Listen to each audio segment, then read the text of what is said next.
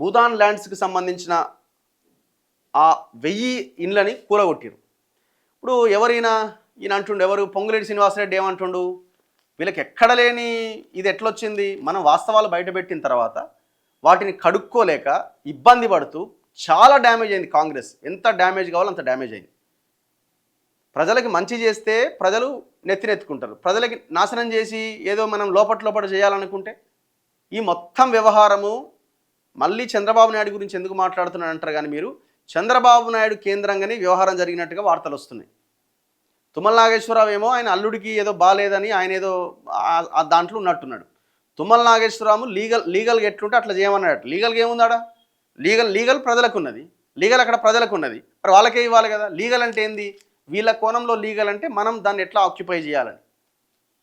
కొడుకు బాధ్యతలు అప్పచెప్పిండు. ఆయన పేరేంది, యుగంధర్. ఆయన పేరు తుమ్మల నాగేశ్వరరావు కొడుకు యుగంధర్. ఈయన యుగంధర్కు ఫ్రెండ్ ఎవరో చంద్రబాబు నాయుడు దగ్గర పిఏ ఎవరో పనిచేస్తారట. చంద్రబాబు నాయుడు దగ్గర మరి చుట్టమా ఫ్రెండా ఎవరో మొత్తానికి. అక్కడి నుంచి ఆదేశాలు, అటు నుంచి రేవంత్ రెడ్డి ఇట్లా మొత్తం వ్యవహారం అంతా నడిపి ఆ భూమిని చేజిక్కించుకునే ప్రయత్నం చేశారు. ఇప్పుడు ఆ భూమి వాల్యూ ఎంత, మార్కెట్ వాల్యూ ప్రకారమే ఆ భూమి 1,18,50,000 రూపాయలు ఉంది. అంటే దానికి 10 టైమ్స్ పెట్టండి. ఇక దానికి అంత 10 టైమ్స్ పెడితేనే ఆ వాల్యూ అంత ఉంటుంది. సో అంటే దాదాపు 10 కోట్ల విలువైన భూమి.